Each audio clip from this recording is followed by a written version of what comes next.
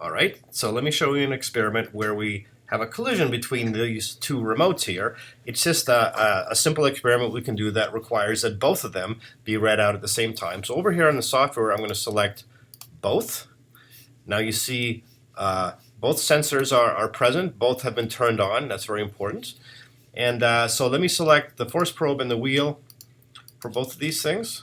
Let's see here, force probe and the wheel for sensor 2.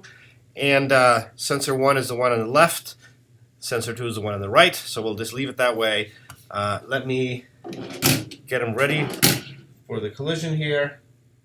Okay, I'm going to start this up, and the first thing I'm going to do is zero the force sensor on both of them so that they start out at 0. Now let me try to make a collision.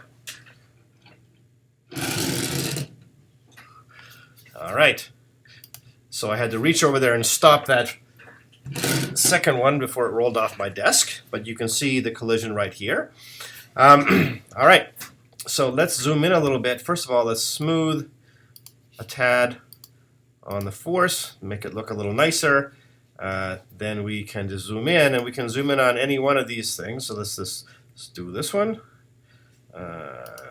magnifying glass, and zoom. There we go. Zoom a little bit more here.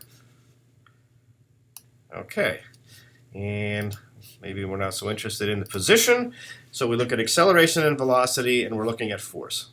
So the first thing you'll notice is that the force measured on one during the collision, a little over 2 newtons, is the same as the force measured on the other, a little over 2 newtons.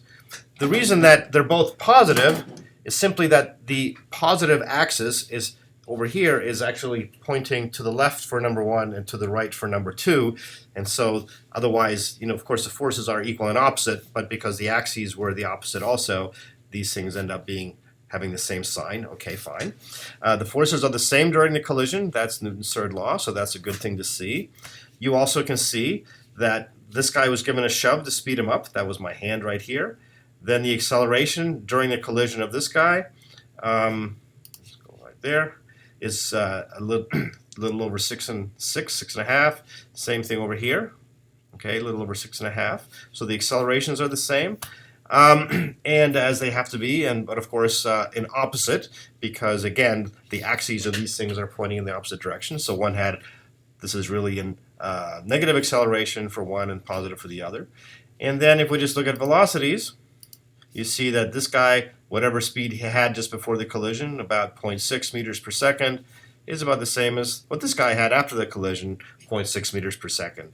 So everything works the way it should. The point is, though, that we read two of these things out at the same time, and we can view the data at the same time over here in the application software.